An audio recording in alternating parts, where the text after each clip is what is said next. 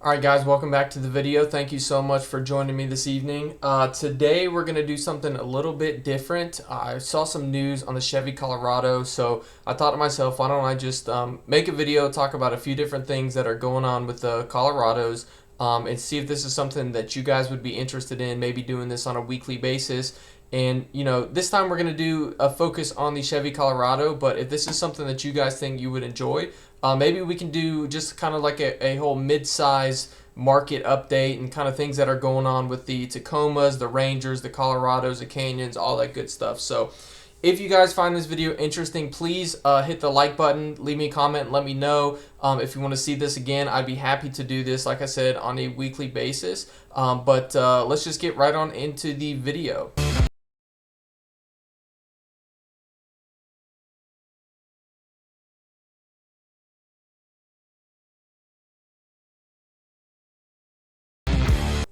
So the first thing I thought was pretty cool that I saw, this isn't what I was initially looking at, but it popped up and I thought it was a pretty cool thing to go over. So the first batch of the 2024 Chevy Colorado units sold out in Korea. There is such a high demand for this truck. I know in the US market as well as up in Canada, but to see this happen in Korea, literally across the entire globe, is just pretty awesome to see. There's a lot of demand for this truck, and it's showing not just in the US. So what I saw is it looks like there was over 400 pre-orders in the first day of the launch, and they had budgeted for about 1,000 units. So they got their pre-orders in. They sold out of those 1,000 units. So if you look at here, these are some of the pictures of the Z71s, and I think that's what they're getting. It says down here they're getting only the Z71 trim, but they've got it called something else with the optional package of the Z71X. I mean, they look incredible. These trucks themselves in the US look incredible. They look great over in Korea as well. So I just thought that was something kind of interesting that just to call out and see that I thought was really cool to see. So here is something that I really wanted to go over. So Chevy Colorado sales up 35% to place second in class during Q2 of 2024. Like I was just saying, there is such a huge demand for this truck that we're seeing, and I think it's a lot of it is in the mid-size trucks themselves. So maybe not just in the Colorados and the Canyons, but there's just a big boom with the mid-size truck market. I've seen F-150s and Silverados, pushing up $75,000, $80,000, and people are just not wanting to spend that much money on a truck. Having the mid-size trucks, pushing $50,000 as well. I mean, that's crazy. It's not something that I thought that we would ever see, but that's just a reality. And with it being an election year, people are definitely afraid to spend money. People are just trying to kind of wait and see what's going on the back half of this year. So with all of that going against us, to see the Chevy Colorado sales up 35% is pretty cool to see. So if we break it down here, so we've got the Colorados here. Q2 of 2024 versus Q2 of 2023 is up 35% here. Looking at a year to date, this year versus last year, still up 26%. This is in the US, but if we look at our neighbor up to the north, up in Canada, up 130%, 35% year to date versus last year as well. Another notable one is in Mexico. This is almost 500% in Q2 2023 versus 2024. So even kind of going back to talking about in Korea, man, these trucks have a demand all across the entire globe. These trucks are well built. They're doing great. People are buying them even in this year that we're in these recent years of inflation. People are spending the money on these mid-sized trucks. So it's pretty cool to see. As we scroll down a little bit further, this is just mid-sized trucks Q2 2024, so across the board. This one here, man, I mean, it's mind-blowing. Toyota got their new CEO, and this guy is just completely wrecking their company. I had read that when he joined this company, took over that CEO position, that he took like a 40% raise on his annual salary. So it's like, okay, I'm going to take 40% raise, and our trucks are going to go down to shit. Look at that. They're down 24% Q2 2023 versus 2024, down 24%. Not to mention the Tundras as well. The Tundras are having so many issues. There was a point when dealers weren't even taking them in on trade-ins because their trucks are just absolutely junk right now. And here you can see below it, the Chevy Colorado's up 35%, the GMC Canyon's up 70%. It's good to see the Ranger and the Nissan Frontier as well. I think a lot of people are interested in this Frontier, having that naturally aspirated V6 engine where every other midsize truck is going to that turbo 4-cylinder. I think there's a lot of people who are, slightly concerned about the reliability of turbos. Me personally, when I was looking at my truck, that was definitely a concern of mine. But just kind of diving in and doing some research on them, my thought when I think about a turbo, or at least when I was starting to look into getting a new truck, my thought on a turbo was me thinking about these bolt-on turbos from the early 2000s and just the junk that they were producing back then. But we got to remember, we're in 2024. Technology has advanced. The turbos are not how they used to be. Turbos are reliable. Sure, are they going to go 250, 300,000 miles? Probably not. But it's not, just crap that companies are just spitting out just to produce, these turbos for these different cars and just bolt-ons and all that good stuff. So this is pretty cool to see. I think this might be a controversial opinion. I don't like the Ridgelines. I don't think that's controversial, but I think that Honda has the ability to come out with such a cool mid-size truck. When you think about Honda and you think about their reliability, kind of with the same thing with the Tacomas or with Toyota, you think about reliability when you hear those names.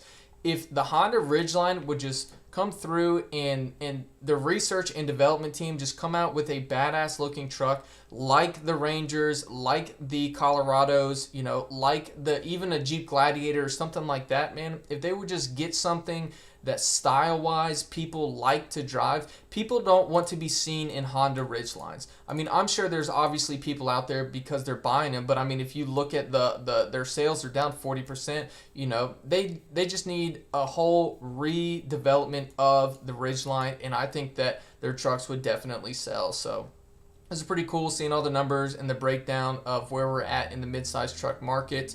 And then this last thing that I wanted to go over. So AEV introduces 2023 and up Chevy Colorado, GMC Canyon skid plates. So AEV, I'm sure most of you guys are familiar. They work with, they're a parts company that work on the Bison. They've got parts that they make for the Chevy Colorado Bison Edition.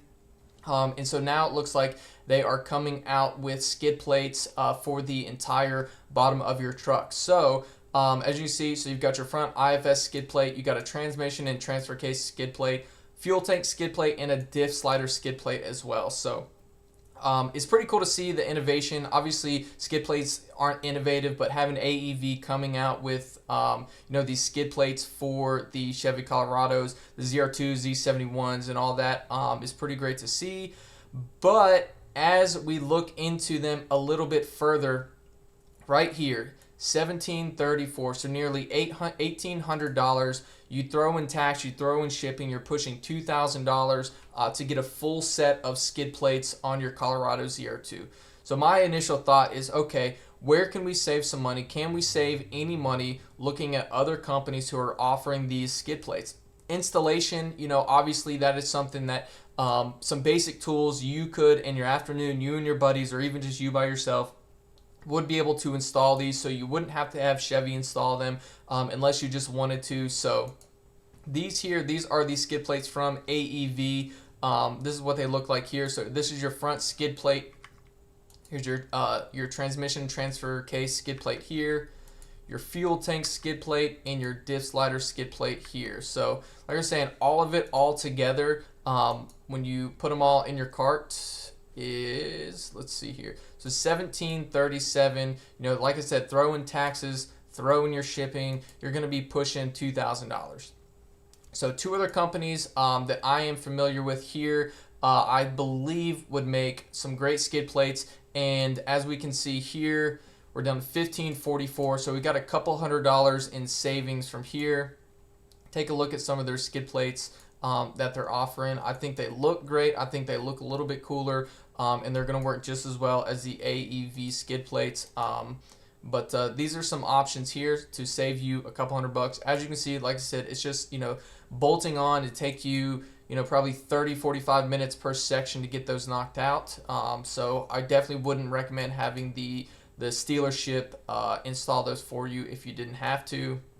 And then we come over here to CBI. They've got some as well. So they sell a full overland skid plate package. So essentially they're selling you all the skid plates in one. $14.60, so even another couple $100. It's the same thing. It's a bolt-on design. Gives you full protection on the undercarriage of your truck. So if you're interested in getting some skid plates, obviously if you want to stick with AEV and just kind of go with what Chevy is going to be recommending, I'm obviously they're going to have some deal worked out, so it's going to be financially beneficial to Chevy to push these AEV products. But if you want some cool looking skid plates, things that are going to work just as well or better, I would definitely take a look over at Victory as well as CBI and see some of your options there. So that's all I've got for you guys. I hope you guys found this informative, enjoyed the video. If you did, like I said, please leave a like on the video. Feel free to subscribe. I've got some cool videos coming up over the next week or so. I did just get in my black badges. So on my ZR2, I've currently got the chrome badging. I just ordered and got them in today. So I'm going to be making a video on the install process for that. Obviously, it's going to be very simple. But just to get a video out there showing you guys how simple it would be to replace those. The parts, unfortunately, I looked at finding some. Obviously, you can find some on Amazon that are like $25, $30, but they're not for the 2023s and 2024s, so the lettering size is a little bit different. I opted to get one that is made for the 2023s and 2024s. It cost me north of about $80 to get the set. So I've got the two on the doors, I've got one on the tailgate, and then the ZR2 logo. So we're going to be doing that this upcoming week, so stay tuned for that. And if you like the video, just feel free to subscribe, turn on notifications. And once again, thanks guys for watching the video. It means a lot. I love doing these videos, and I hope that you guys get some entertainment out of them as well. So have a great night, and we'll see you in the next one.